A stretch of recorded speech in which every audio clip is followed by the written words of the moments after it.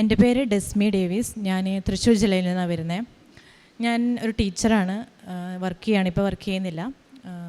ഞാൻ 2022 മാർച്ചിൽ ഞാനിവിടെ ആദ്യമായിട്ട് വന്നിരുന്നു. അതെൻ്റെ ഹസ്ബൻഡ് വീട്ടുകാരുടെ കൂടെ വന്നത്.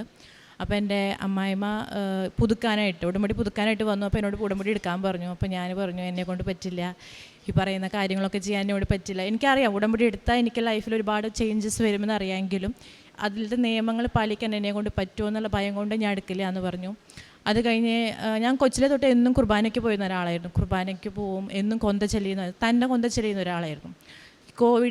കോവിഡൊക്കെ വന്നതിന് ശേഷം കുർബാനയ്ക്ക് പോകലൊക്കെ മുടങ്ങി. അതേപോലെ മാതാവിൻ്റെ വഴിയിൽ നിന്ന് ഞാൻ വളരെയധികം മാറിപ്പോയി. വിവാഹത്തിന് ശേഷം ഇതേപോലെ തന്നെ കുർബാനയില്ല, കുടുംബ പ്രാർത്ഥനയുണ്ട്, അല്ലാതെ ഞാൻ സ്വന്തമായി ചെല്ലുന്ന കൊന്തയൊന്നും ഞാൻ ചെല്ലിയിരുന്നില്ല. അതുപോലെ തന്നെ ഞാൻ ഇന്നേ വരെ എക്സാമിന് എത്ര ടഫുള്ള എക്സാം ആയാലും മാധവ് എന്നെ പാസ്സാക്കി തന്നിരുന്നു. പക്ഷേ ഈ ഒരു മാറ്റം, ഞാൻ കുർബാനയിൽ നിന്നും കൊന്തയിൽ നിന്നൊക്കെ മാറിയതിന് ശേഷം ഞാൻ എക്സാമിനൊക്കെ തോൽക്കാൻ തുടങ്ങി. അപ്പോൾ അതെനിക്ക് വളരെയധികം വിഷമം സങ്കടമൊക്കെ ഉണ്ടായിരുന്നു. പിന്നീട് ഞാൻ വിചാരിച്ചു അത് ശരിയാവും, ഞാൻ എഴുതിയെടുക്കും എന്നൊക്കെ പറഞ്ഞു. ശേഷം 2022 മാർച്ചിൽ ഞാൻ വന്നു, ഉടമ്പടി എടുത്തില്ല. അതിനുശേഷം ഞാൻ IELTS എക്സാം എഴുതാനായിട്ട് തുടങ്ങി. അപ്പോൾ എക്സാമിൻ്റെ സമയമായപ്പോൾ എല്ലാവരും വീണ്ടും പറഞ്ഞു എന്നോട് ഉടമ്പടി എടുക്കുമെന്ന് പറഞ്ഞു. അപ്പോൾ ഞാൻ പറഞ്ഞു എടുക്കില്ല. ഞാൻ പറഞ്ഞു എന്നെ കൊണ്ട് പറ്റിയെന്ന് വരില്ല, ഞാൻ എടുക്കില്ല എന്ന് പറഞ്ഞു. ഞാൻ എടുക്കില്ല എന്ന് പറഞ്ഞതിൻ്റെ പിറ്റേ ദിവസം എൻ്റെ ഡാഡി വിളിച്ചിട്ട് പറഞ്ഞു ഡാഡിക്ക് മൂത്രസഞ്ചിയിൽ തടിപ്പ്. ഞങ്ങളുടെ വീട്ടിലെല്ലാവരും ഭയങ്കര പേടിച്ചു. എൻ്റെ ഡാഡി ഇത്ര പേടിച്ച് ഞാൻ കണ്ടിട്ടില്ല. എന്നാൽ ആകെ ഒരു സിറ്റുവേഷൻ കയ്യിൽ നിന്ന് പോയ പോലെ നല്ല വലിപ്പമുള്ളൊരു മുഴയായിരുന്നു. അപ്പോൾ ഞാൻ മനസ്സിലാക്കി എൻ്റെ ഒരു തെറ്റാണ്. കാരണം ഇത്രയധികം ആൾക്കാർ എന്നോട് ഉടമ്പടി എടുക്കാൻ പറഞ്ഞിട്ടും ഞാൻ ചെയ്തില്ല എന്നുള്ളവരുടെ മുഖത്ത് നോക്കി പറഞ്ഞു. എന്നോട് പറ്റില്ല, ഞാൻ ചെയ്യില്ല എന്ന് മുഖത്ത് നോക്കി പറഞ്ഞിട്ടുണ്ട്. ഒഴിഞ്ഞു മാറല്ല, മുഖത്ത് നോക്കി പറഞ്ഞു. അതിൻ്റെ ശിക്ഷയായിരിക്കാം എന്ന് കരുതി ഞാൻ എന്നെ തന്നെ കുറേ പഴിച്ചു. എന്നിട്ട് ഞാൻ അന്ന് തന്നെ ഞാൻ തീരുമാനമെടുത്തു. എൻ്റെ വീട്ടിൽ മാതാവിൻ്റെ രൂപമുണ്ട്, കൃപാസന മാതാവിൻ്റെ രൂപമുണ്ട്. ഞാൻ പറഞ്ഞു മാതാവ് ഞാൻ എത്രയും പെട്ടെന്ന് ഞാൻ ഉടമ്പടി എടുത്തുകൊണ്ട് അതിൻ്റെ പേരിൽ എൻ്റെ അച്ഛനൊന്നും ഒരു കുറവും വരുത്തരുതെന്ന് പ്രാർത്ഥിച്ചു. ഡോക്ടറെ അടുത്തേക്ക് പോയി. ഭാഗ്യവശാൽ ഡോക്ടർ പറഞ്ഞു കുഴപ്പമൊന്നുമില്ല, അത് ട്രീറ്റ്മെൻറ്റ് എടുത്താൽ മാറാവുന്നതുള്ളൂ, നീര് കിട്ടാണ്, അതൊരു വേറൊരു രീതിയിലേക്ക് ക്യാൻസർ പോലത്തെ ഒരു മാരക രോഗത്തിലേക്ക് പോവില്ല എന്ന് പറഞ്ഞു. അപ്പോൾ എനിക്ക് ഒത്തിരി സന്തോഷമായി. ഞാനെടുത്ത തീരുമാനം കൊണ്ടായിരിക്കണം മാതാവ് എനിക്കതങ്ങനെ ഒരു മാറ്റം സംഭവിച്ചത്. അങ്ങനെ ഞാനിവിടെ ഒരു മെയിൽ വന്ന് ഉടമ്പടി എടുത്തു. ഞാൻ ഫസ്റ്റ് വട്ടം എക്സാമിൻ്റെ തൊട്ടടുത്തായിട്ട് ഞാൻ ഉടമ്പടി എടുത്തത്. അപ്പോൾ ഉടമ്പടിയിൽ പറഞ്ഞ കാര്യമൊക്കെ ഞാൻ ചെയ്യുന്നുണ്ടായിരുന്നു. ഒരാഴ്ചത്തോളം ആകുമ്പോഴേക്കും എൻ്റെ എക്സാമായി. ഞാൻ എക്സാം എഴുതി. ആദ്യത്തെ വട്ടം ഞാൻ ഫെയിലായി. പക്ഷെ ഞാൻ മാതാവോട് പറഞ്ഞിട്ടുണ്ടായിരുന്നു ഞാൻ കാനഡയിലേക്ക് പോകാനാണ് ഞാൻ എഴുതിയിരുന്നത്. പക്ഷെ എനിക്ക് പഠിക്കാൻ പോകാൻ താല്പര്യം ഉണ്ടായിരുന്നില്ല.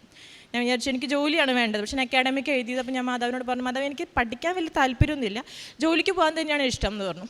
അപ്പോൾ ഞാൻ ആദ്യത്തെ തൊട്ട് ഫെയിലായി. അപ്പോൾ എന്നോട് എല്ലാവരും പറഞ്ഞു ഉടമ്പടി എടുത്തിട്ട് ഫെയിലാകുമ്പോൾ നീ ഒരിക്കലും വിശ്വാസത്തിൽ നിന്ന് പുറത്തേക്ക് പോകരുത്, അതായത് ഉടമ്പടി ചെയ്യുന്നത് കണ്ടിന്യൂസ് ആയിട്ട് ചെയ്തോളൂ, യാതൊരു വിധ മാറ്റവും വരുത്തരുതെന്ന് പറഞ്ഞു. ഞാൻ മാറ്റം ഒന്നും വരുത്തിയില്ല. ഞാൻ ഡെയിലി കുർബാനയ്ക്ക് പോയിരുന്നു. ബാക്കി എല്ലാ കാര്യങ്ങളും ഞാൻ അതേപോലെ ഫോളോ ചെയ്തു. ശേഷം ഒരു മാസം കഴിഞ്ഞപ്പോഴാണ് ഞാൻ അറിഞ്ഞത് ജനറൽ എന്ന് പറയുന്ന ഒരു കാറ്റഗറി ഉണ്ട് IELTS. ജോലിക്ക് പോകാൻ വേണ്ടിയിട്ട് അത് വളരെ ഉപകാരപ്പെടുന്നു ഞാൻ അറിഞ്ഞു. ഞാൻ അറിഞ്ഞിട്ടുണ്ടായിരുന്നില്ല, അത് ആദ്യമായിട്ടാണ് അപ്പോഴാണ് ഞാൻ അറിയുന്നത്. ഞാൻ ഫെയിൽ ആയതിനു ശേഷമാണ് ഞാൻ അറിയുന്നത് ജോലിക്ക് പോകാൻ വേറെ ടൈപ്പ് ഓഫ് IELTS ഉണ്ടെന്നും. ഞാൻ അതിന് ട്രൈ ചെയ്തു. ഞാൻ പാസ്സാവെന്ന് പറയുന്നത് രണ്ടാമത്തെ വട്ടം ഞാൻ ഉടമ്പടി എടുക്കാൻ വന്നിട്ട് ഉടമ്പടി എടുത്തത് പിറ്റേ ദിവസമാണ് എനിക്ക് റിസൾട്ട് വരുന്നതും ഞാൻ പാസ്സാവുന്നതും. അതുപോലെ തന്നെ ഞാനൊരു സ്കൂളിൽ വർക്ക് ചെയ്യുമായിരുന്നു. അവിടെ നിന്ന് എനിക്ക് സാലറി കിട്ടാണ്ടായിരുന്നു. എനിക്കൊരു 9 മാസത്തോളമായിട്ട് സാലറി കിട്ടിയിരുന്നില്ല. അവർ ഞാൻ ഇടയ്ക്കിടയ്ക്ക് കോൺടാക്ട് ചെയ്യുമ്പോൾ ഇപ്പോൾ തരാം എന്ന് പറഞ്ഞു 9 മാസത്തോളം കിട്ടിയില്ല. രണ്ടാമത്തെ വട്ടം ഞാൻ ഉടമ്പടി എടുക്കാൻ വന്ന് ഞാനിവിടെ ആലുവ ബസ് സ്റ്റാൻഡിൽ നിൽക്കുമ്പോഴാണ് എനിക്ക് അവിടുത്തെ HM വിളിച്ച് പറയുന്നത് സാലറി ക്രെഡിറ്റ് ആയിട്ടുണ്ടെന്നും ഒരു രാത്രി 9 മണി നേരത്തെ എനിക്ക് എൻ്റെ സാലറി ക്രെഡിറ്റ് ആയിട്ട് എൻ്റെ അക്കൗണ്ടിലേക്ക് വന്നു. ഞാൻ ഒത്തിരി സന്തോഷമായി. കാരണം അതൊന്നും ഞാൻ ഉടമ്പടിയിൽ വെച്ചിട്ടുള്ള കാര്യങ്ങളായിരുന്നില്ല. പക്ഷെ ഇതൊക്കെ ഞാൻ വെക്കാത്ത പല കാര്യങ്ങളും മാതാവ് എൻ്റെ കൂടെ നിന്ന് നടത്തുമായിരുന്നു. അതേപോലെ തന്നെ എൻ്റെ പപ്പയ്ക്ക് ഭയങ്കര മുട്ടുവേദനയാണ്. ആൾക്ക് ഈ വെയിറ്റൊക്കെ എടുക്കുന്ന ആളായതുകൊണ്ട് വെയിറ്റ് എടുത്ത് സ്റ്റെപ്പ് കയറണം. കുറേ വർഷങ്ങളായിട്ടുള്ള മുട്ടുവേദനയാണ്. ആ മുട്ടുവേദന ഞാനിവിടുന്ന് ഉടമ്പടി എടുത്തിട്ട് ഉടമ്പടി തൈലം കൊണ്ടുപോയിട്ട് ഞാൻ വിശ്വാസ പ്രമാണം ചൊല്ലിയിട്ട് ഞാൻ മുട്ടൊക്കെ ഉഴിഞ്ഞ് പ്രാർത്ഥിക്കുമായിരുന്നു. അപ്പോൾ അതൊന്നും അടിക്ക് ഇഷ്ടമല്ല ഇങ്ങനെ ചെയ്യുന്നത്. അടി വന്നാൽ അതൊന്നും കാര്യമില്ല, ഇത് വർഷങ്ങളായിട്ടുള്ളതാണെന്ന് പറഞ്ഞു. പക്ഷെ ഞാൻ ചെയ്യായിരുന്നു. ഒരു ദിവസം ഞാൻ ചെയ്തിട്ട് പിറ്റേ ദിവസം ഡാഡി വിളിച്ചിട്ട് പറഞ്ഞു നല്ല മാറ്റം ഉണ്ട് കേട്ടോ എന്ന് പറഞ്ഞു. പൂർണ്ണമായിട്ട് വിട്ടുപോയി എന്ന് ഡാഡി പറയുന്നില്ല, പക്ഷേ എനിക്ക് കൂളായിട്ട് ഇറങ്ങാം, നല്ല മാറ്റം ഉണ്ടെന്ന് പറഞ്ഞു. അത് കേട്ടപ്പോഴും നമുക്ക് ഭയങ്കര സന്തോഷമായി. അതുപോലെ തന്നെ എനിക്ക് ഇയർ ബാലൻസിൻ്റെ പ്രശ്നം ഉണ്ടായിരുന്നു. എനിക്കിങ്ങനെ സ്റ്റെപ്പ് ഇറങ്ങുക, പെട്ടെന്ന് തല തിരിക്കുകയൊക്കെ ചെയ്താൽ ഈ ഭൂമി മുഴുവൻ അങ്ങനെ തല തിരിഞ്ഞ് നിൽക്കുന്ന പോലെ വരും, ഛർദ്ദിക്കാൻ വരും. എനിക്ക് സ്റ്റെപ്പ് കയറാൻ, കുമ്പിട്ട് സാധനം എടുക്കാനൊക്കെ ചെയ്യുമ്പോൾ ഇയർ ബാലൻസിന് ഭയങ്കര പ്രശ്നമായിരുന്നു. അത് എനിക്ക് ഒരു 1.5 വർഷമായിട്ടുണ്ടായിരുന്നു. എനിക്ക് പഠിക്കാനൊക്കെ കോളേജിൽ പഠിക്കുന്ന സമയത്ത് PG പഠിക്കുമായിരുന്നു. അപ്പോൾ നമുക്ക് 2ാമത്തെ നിലയിലേക്കൊക്കെ സ്റ്റെപ്പ് ഞാൻ അങ്ങനെ പിടിച്ചാൽ കയറുക, പേടിച്ചിട്ടാണ് കയറുക. എപ്പോഴെങ്കിലും ഉരുണ്ട് താഴത്തേക്ക് വീഴുമെന്ന് പേടിക്കും. അപ്പോൾ എനിക്ക് ലാബിലൊക്കെ ചെയ്യുമ്പോൾ പെട്ടെന്ന് നമുക്ക് ഫിസിക്സ് ലാബായിരുന്നു. അപ്പോൾ എന്തെങ്കിലുമൊക്കെ ചെയ്യാൻ വേണ്ടി കുമ്പിടാൻ എഴുന്നേൽക്കുമ്പോൾ ചെയ്യുമ്പോൾ നമുക്ക് ഭയങ്കര ബുദ്ധിമുട്ടായിരുന്നു. ഞാനിവിടെ വന്നിട്ട് ഞാൻ ഉടമ്പടി ആദ്യത്തെ വട്ടം മാർച്ച് 2022 ഞാൻ വന്നിട്ട് ഞാൻ മാതാവിനോട് പറഞ്ഞു, മാതാവ് ഇത് വെച്ചിട്ട് എനിക്ക് എൻ്റെ കരിയർ മുന്നോട്ട് കൊണ്ടുപോകാൻ പറ്റില്ല. ഞാൻ ടീച്ചറാണ്, കുട്ടികളുടെ കൂടെ ഓടിച്ചാടി നിൽക്കേണ്ട ടീച്ചറാണ്, എനിക്ക് ഇങ്ങനെ വന്നു കഴിഞ്ഞ് എനിക്കൊന്നും ചെയ്യാൻ പറ്റില്ല എന്ന് പറഞ്ഞു. ഈ 2 വർഷമായി എനിക്ക് ഇന്നേ വരെ ഇയർ ബാലൻസിൻ്റെ അസുഖം പിന്നീട് വന്നിട്ടില്ല. അതേപോലെ തന്നെയാണ് കോവിഡ് വന്നതിന് ശേഷം എൻ്റെ കൂടെ കൂടിയിട്ടുള്ള ഒരാളായിരുന്നു ബാക്ക് പെയിൻ.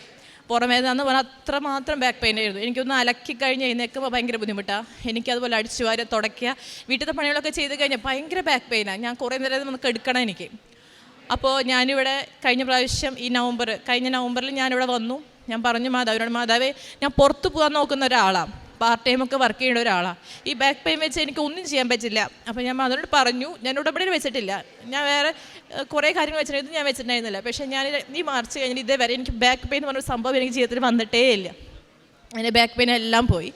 അതുപോലെ തന്നെ ആദ്യത്തോടെ ഉടമ്പടി എടുക്കാൻ വന്നപ്പോൾ ഇവിടെ 6 നിയോഗം ഉണ്ടെങ്കിലും അതിൽ 5 എണ്ണം വെച്ചാൽ മതി, 1 എണ്ണം മാതാവിന് വിട്ടുകൊടുക്കാൻ പറഞ്ഞു. പക്ഷേ ആദ്യത്തെ വട്ടം വന്നതിൻ്റെ ഒരു വെപ്രാളം കൊണ്ടാണോ ഞാൻ 6 എണ്ണം നിയോഗം എഴുതി. അപ്പോൾ എനിക്ക് വന്ന കുറേ കാര്യങ്ങൾ ഞാൻ ഈ പ്രാവശ്യം 2ാമത്തെ വർഷം വന്നപ്പോൾ ഞാൻ 5 കാര്യം എഴുതിയുള്ളൂ. ഒരെണ്ണം ഞാൻ മാതാവിനോട് പറഞ്ഞു, മാതാവിന് ഇഷ്ടമുള്ളത് ചെയ്യുന്നുള്ള രീതിയിലാണ് എഴുതി കൊടുത്തത്. അതുകൊണ്ട് തന്നെ ഇന്നേ വരെ എനിക്ക് യാതൊരുവിധ കുറവില്ലാതെ എന്നെ കൂടെ നിർത്തിയിട്ടുണ്ട്. ഈ 10-ാം തീയതി ഞാനും എൻ്റെ ഹസ്ബൻഡും കൂടിയിട്ട് ദുബായിലേക്ക് പോവുകയാണ് ജോലി അന്വേഷിച്ചിട്ട്. എനിക്ക് 100% ഉറപ്പാണ് മാതാവ് എന്നെ അനുഗ്രഹിക്കും എന്നുള്ളത്. ഞാൻ പഴയ രീതിയിലേക്ക് ഒന്നും കുർബാന ചെല്ലാനും മാതാവിനോട് സംസാരിക്കാനും തുടങ്ങി. ഞാൻ മാതാവ് നന്നായി സംസാരിച്ചിരുന്ന ഒരാളായിരുന്നു, പേഴ്സണലി ഒരുപാട് സംസാരിച്ചിരുന്ന ഒരാളായിരുന്നു. വീണ്ടും ഞാൻ ആ ലെവലിലേക്ക് എത്താനായിട്ട് എന്നെ സഹായിച്ചു. ഞാൻ ഉടമ്പടി പത്രം ആദ്യത്തെ പ്രാവശ്യം ഉടമ്പടി പത്രം കൊടുക്കാത്ത പലർക്കും ഞാൻ 2ാമത്തെ വട്ടം കൊടുക്കാൻ തുടങ്ങി. കൊടുത്തവർക്ക് തന്നെ വീണ്ടും കൊടുക്കുന്നതിനേക്കാളും അറിയാത്തവർക്ക് ഹോസ്പിറ്റലുകളിൽ പോയിട്ടും ഞാൻ ആദ്യത്തോട്ടം കൊടുക്കാത്ത ഒത്തിരി പേരിലേക്ക് എനിക്ക് ഉടമ്പടി പത്രം കൊടുക്കാനും അവരിലേക്ക് അത് എത്തിക്കാനും സാധിച്ചു. അതേപോലെ എൻ്റെ കൂടെ ഉണ്ടായിരുന്ന എൻ്റെ ബ്രദേഴ്സിനും എൻ്റെ കസിൻസിനും ഒക്കെ എനിക്ക് ഇവിടേക്ക് കൊണ്ടുവരാനായിട്ട് സാധിച്ചു, അവർക്ക് ഉടമ്പടി എടുക്കാനായിട്ട് സാധിച്ചു. അപ്പോൾ അത്ര കാര്യങ്ങളിലേക്ക് എനിക്ക് ഒരുപാട് വളരാനായിട്ട് സാധിച്ചു. അതേപോലെ ഞാൻ ഒരുപാട് പേർക്ക് സഹായങ്ങൾ ചെയ്യാനായിട്ട് തുടങ്ങി. അത് ഞാനിങ്ങനെ പരസ്യപ്പെടുത്തിയിട്ടൊന്നുമല്ല ചെയ്യുന്നത്. എനിക്കിപ്പോൾ വയ്യാന്ന് തോന്നുന്നവർക്കോ അല്ലെങ്കിൽ ഭക്ഷണത്തിന് ബുദ്ധിമുട്ടുന്നവർക്ക് ഞാൻ അവർ പോലും അറിയാതെ സഹായിക്കാനായിട്ട് തുടങ്ങി. അപ്പോൾ എനിക്കൊരുമാതിരി സന്തോഷം കിട്ടി. അതേപോലെ എനിക്ക് ട്യൂഷനൊക്കെ എടുക്കുന്ന ഒരാളാണ്. അപ്പോൾ എനിക്ക് കുറച്ചായി വരുമാനമൊക്കെ ഉള്ള സമയത്ത് ഞാനങ്ങനെ കൂട്ടി വെക്കുമായിരുന്നു. അപ്പോൾ ഞാനിങ്ങനെ ബൈബിൾ എടുത്തിട്ട് മാതാവിനോട് പറഞ്ഞിട്ട് ഞാൻ ബൈബിൾ കൊണ്ടെടുക്കുമ്പോൾ സ്ഥിരമായിട്ട് എനിക്ക് കിട്ടുന്നതായിരുന്നു, ഈ നിന്നിലുള്ളതിൽ നിന്ന് നീ മറ്റുള്ളവർക്ക് കൊടുക്കുക എന്നുള്ളത് സ്ഥിരമായിട്ട് അത് തന്നെ എനിക്ക് കിട്ടിയിരുന്നത്. ഒത്തിരി പ്രാവശ്യം ഞാൻ ബൈബിൾ വചനം ഇപ്പോൾ 1 മാസം 1.5 മാസം ഇടവിട്ടിട്ട് തന്നെ കിട്ടുന്ന വചനം മുഴുവൻ സെയിം കോട്ട എനിക്ക് കിട്ടിയിരുന്നത്. സോ ഞാൻ കോട്ടെടുത്ത് മാറ്റി വെച്ചാൽ പോലും എനിക്ക് അത് കിട്ടിയിരുന്നത്. അതിന് ശേഷം ഞാൻ ഒരുപാട് പേരെ സഹായിക്കാൻ തുടങ്ങിയത് അതിന് ശേഷമാണ്. അപ്പോൾ എനിക്ക് മാതാവ് നൽകിയിട്ടുള്ള ഒത്തിരി അനുഗ്രഹങ്ങളുണ്ട്. എല്ലാത്തിനും മാതാവിന് ഒത്തിരി നന്ദി. ഇതാ ഞാൻ ഒരു ഉടമ്പടി ചെയ്യുന്നു, ലോകത്തൊരിടത്തും ഒരു ജനതയുടെ ഇടയിൽ നടന്നിട്ടില്ലാത്ത തരം അത്ഭുതങ്ങൾ നിൻ്റെ ജനത്തിൻ്റെ മുൻപിൽ ഞാൻ പ്രവർത്തിക്കും. പുറപ്പാടിൻ്റെ പുസ്തകം 34-ാം അധ്യായം 10-ാം തിരുവചനമാണ്. അത്ഭുതങ്ങളെ അവകാശമാക്കുന്ന ഉടമ്പടി ഒരു ആത്മീയ സ്വകാര്യ ബന്ധമാണ്.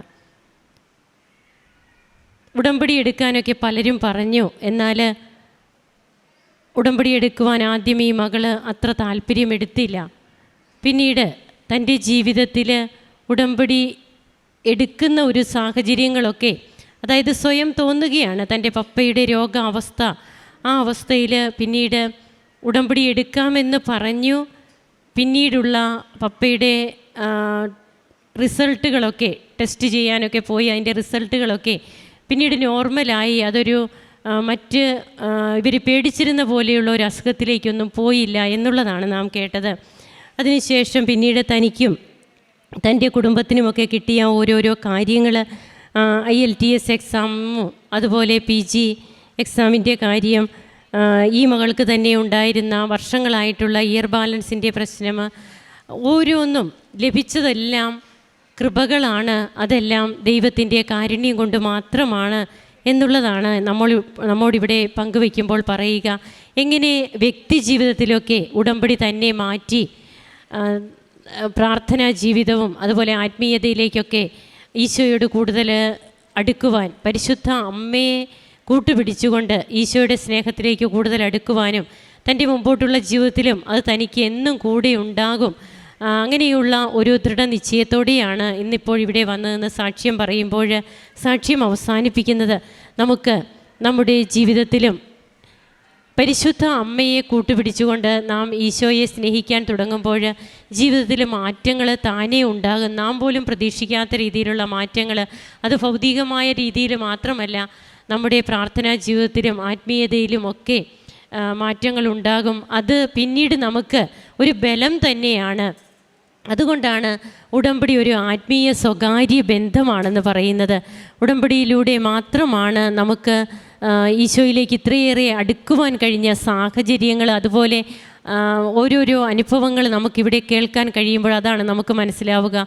എത്ര ധ്യാന പ്രസംഗങ്ങൾ കേട്ടാലും, എത്ര ധ്യാന സെൻറ്ററുകളിൽ പോയാലും ചിലപ്പോൾ ഇതുപോലെ പിടിച്ചു നിൽക്കുവാൻ കഴിയാത്ത ഒരു അവസ്ഥയിലും നമ്മുടെ ജീവിതത്തിൽ നമുക്ക് പിന്നീട് അങ്ങോട്ട് ദൈവത്തെ ഉപേക്ഷിച്ച് പോകാൻ പറ്റാത്ത ഒരു ആത്മീയ ബന്ധത്തിലേക്ക് നാം കടന്നു വരികയാണ്.